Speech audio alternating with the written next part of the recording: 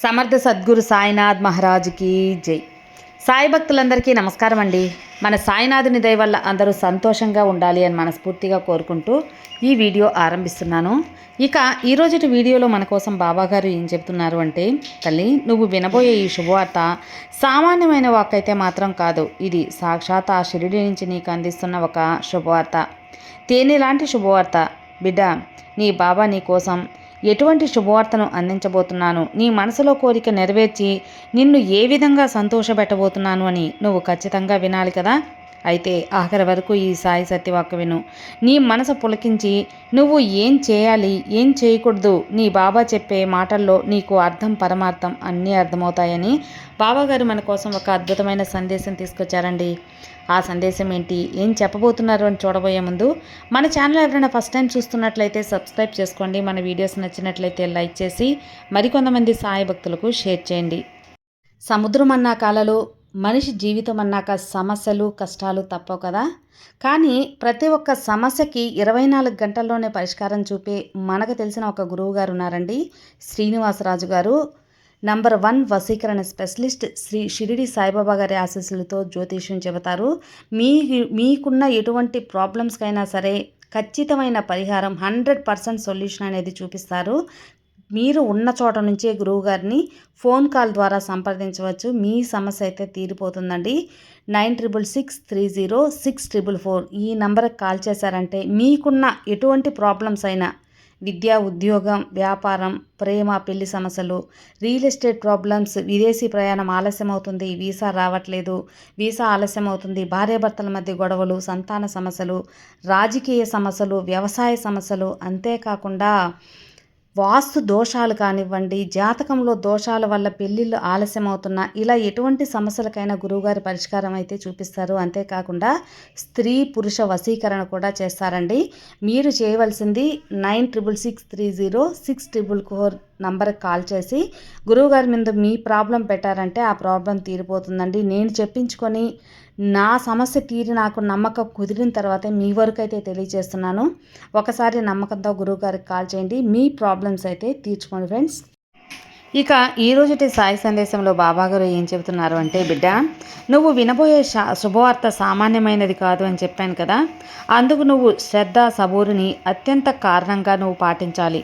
నీ మనసులో నుండి ఎన్నో ఆవేదనలు, ఎన్నో తలంపులు వస్తూ ఉంటాయి. వాటన్నిటినీ కూడా ప్రశ్నలు కూడా మెదులుతూ ఉంటాయి, మరి ఎన్నో ఆలోచనలు మెదులుతూ ఉంటాయి. నాకే ఎందుకు ఇలా జరుగుతుంది అని నన్ను ప్రశ్నిస్తూ ఉంటావు, అడుగుతూ ఉంటావు. నీ కష్టానికి ప్రతిఫలం ఎప్పుడు దక్కుతుంది అని పదే పదే నన్ను ప్రార్థిస్తున్నావు కదా బిడ్డ.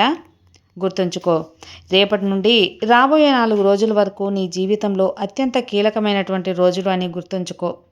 ఎందుకంటే నీ సాయే స్వయంగా షిరిడి నుంచి కొన్ని రకాల సంకేతాలను నీ ముందుకు తీసుకురాబోతున్నానమ్మా. ఈరోజు నువ్వు పలికేటువంటి ప్రతి మాట కూడా నీ జీవితంలో తప్పకుండా ఏదో ఒక ఆశను జిగురించేలా చేస్తుంది.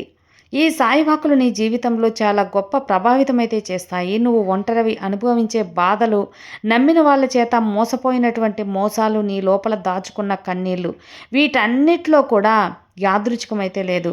కానీ కాదు బిడ్డ, ఎందుకంటే ఇది యాదృచ్ఛికంగా జరిగిందంటే ఇది నీ పొరపాటు కాదు. ఇది కాలం ఆడుతున్నటువంటి ఒక వింత నాటకం అనుకో. నీ కన్నీటి వెనుక ఒక ధైర్యం, నిర్ణయం అనేది ఉంది. నువ్వు భరించిన ప్రతి అనుమానం, ఒక అవమానం, కొత్త గొప్ప మార్పు అనేది వస్తుంది. ఈరోజు ఈ సందేశం విన్నావంటే సాధారణటువంటి విషయం కాదమ్మా. ఈరోజు ఈ సందేశాన్ని నువ్వు వెతకలేదు, కానీ కేవలం ఈ సాయివాకు ద్వారా నీకు వచ్చింది. ఈ సాయి పలుకులు నువ్వు వినాలి అని నేను రాసిపెట్టున్నాను. నీ ముందుకు ఇది కనిపించింది అంటే మాత్రం కొన్ని సంకేతాలు ఈ వీడియోలో ఉంటాయి. ఆఖరి వరకు వినిబిడ్డా.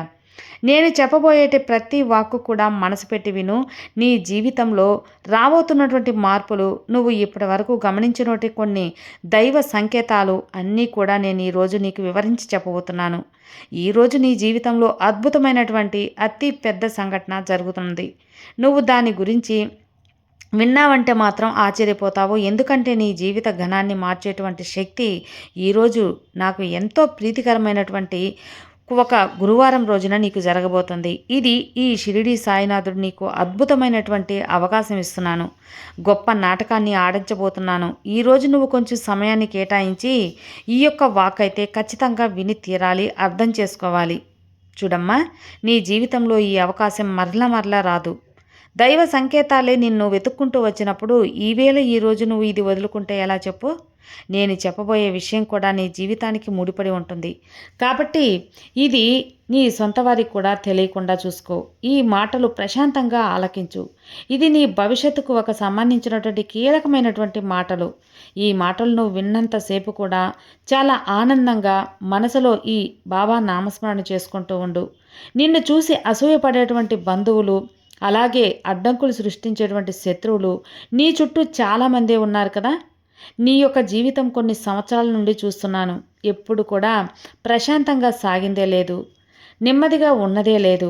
కానీ ఇన్ని అడ్డంకుల మధ్య నువ్వు జీవిస్తున్నావంటే ఈ సాయి ఉన్నాననే ఒక నమ్మకం, ధైర్యం. అవును కదా బిడ్డ? అందుకే ఇది నీకు కొత్తగా చెప్పాల్సిన అవసరం కూడా లేదులే. ప్రతి ఉదయం లేవగానే నీకు ఒక పరీక్షలా గడుస్తుంది. జీవితం ఎలా గడుస్తుందా అనే భయంతో మనసు ప్రతిరోజు వెంటాడుతూ ఉంది కదా. కానీ నువ్వు ఎవరికీ చెప్పుకోలేనటువంటి బాధలు నీ మనసులో పెట్టుకున్నావు. అందరూ ఉన్నా ఎవరూ లేనట్టు అనిపించేటువంటి రోజులు నువ్వు గడుపుతున్నావు. నువ్వు మాట్లాడిన లోపల నీ గుండె బరువెక్కిపోతుంది. నువ్వు చాలా లోతైనటువంటి గొప్ప మనసును కలిగి ఉన్నావు బిడ్డ. నువ్వు ఇన్ని రకాల సమస్యలను కూడా నీ యొక్క హృదయంలో మోస్తూ ఉన్నావు. నీ స్వభావం ఏమిటంటే బాధను బయట చూపిస్తూ అన్నీ లోపలే దాచుకుంటున్నావు. నేను బాగున్నాను అని చెప్పి లోపల మాత్రం మనసు విరిగిపోయే విధంగా ఏడుస్తూ ఉంటావు. రాత్రివేళ ఎవ్వరూ లేనటువంటి సమయంలో ఇలా కూర్చొని కన్నీళ్లు పెట్టుకున్నటువంటి సందర్భాలు ఈ సాయి తండ్రి చూడలేదని చెప్పి అనుకుంటున్నావు కదా. నీ కన్నీళ్లు కూడా నేను చూస్తున్నానమ్మా. నీ జీవితంలో నువ్వు నమ్మకం పెట్టుకున్న వారే నిన్ను ఎక్కువ బాధ పెట్టారు. నువ్వు నమ్మిన వారే నిన్ను మోసం చేశారు. నీవు నిజాయితీగా వ్యవహరించిన చోటే ఎన్నో రకాల నిందలు వేశారు.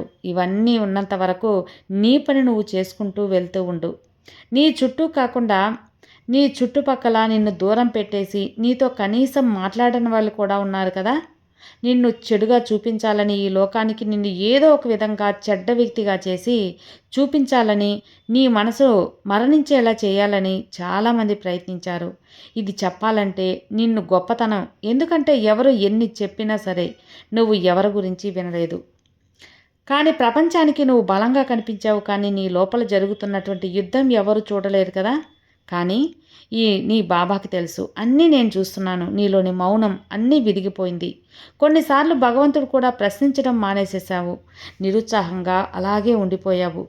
నీకు ఎటువంటి సమాధానం రావటం లేదని, నా విధిరాత ఇంతే అని, లేదా నా పూర్వజన్మ కర్మ ఫలితము అని, నువ్వు చేయని తప్పుకి నువ్వే నిందలు వేసుకొని అలాగే ఉండిపోయావు కదా. భ్రమపడ్డుతున్నావు. అదంతా భగవంతుడు ఆడిస్తున్న నాటకం. నీ తప్పు ఏమీ లేదు. నిన్ను నువ్వు నిందించుకోవద్దు. నలుగురికి కూడా చెడ్డ వ్యక్తిగా చూపించాలని నువ్వు అనుకోలేదు కదా. నిన్ను ఎంతమంది విడిచిపెట్టినా నువ్వు ఎవరిని కూడా నిందించకుండా అందరూ మంచిగా ఉండాలని కోరుకుంటున్నావు. అందరినీ నీ సొంత వాళ్ళని భావించావు. ఈ మంచితనమే నీ సాయినాథుని నిన్ను మరింత దగ్గర చేసింది. ఈ మంచి మనసుకి బలహీనంగా తీసుకునే వాళ్ళు చాలామంది నిన్ను తక్కువ చేసి చూడాలని, నిన్ను నాశనం చేయాలని కంకణం కట్టుకున్నారు. నిన్నులోని తప్పులు ఎత్తి చూపుతున్నారు. కానీ నువ్వు అవేమీ పట్టించుకోకుండా నువ్వు ఎప్పుడులాగా నీ పనులు నువ్వు చేసుకుంటూ వెళ్తున్నావు. అదే నీ విజయానికి మొదటి మెట్టు అవుతుంది. ఇక ధైర్యంగా నిలబడు. నీ మనసు అలసిపోయినప్పుడు, నీ మనసు విరిగిపోయినప్పుడు, ఇక నీ మనసు ఆగిపోయింది అని నీకు అనిపించినప్పుడు, నీకు ఎవ్వరూ లేరని అనిపించినప్పుడు పదే పదే నేను గుర్తు చేస్తున్నాను, నీ బాబా ఉన్నానని. నేను ఏదో ఒక సందేశం ద్వారా, ఏదో ఒక వాక్కు ద్వారా నేను నీకు గుర్తు చేస్తున్నాను. కాబట్టి నువ్వు ఒంటరివి కాదమ్మా. నీకు నీ సాయి తండ్రి తోడుగా ఉన్నాను. నీ ధర్మాన్ని కూడా నువ్వు విడిచిపెట్టలేదు కదా. ఇదంతటికీ కారణం భగవంతుడి యొక్క అనుగ్రహం నీ వైపు ఉంది. నువ్వు అనుభవించినటువంటి బాధలు అసాధారణమైనవి కావు.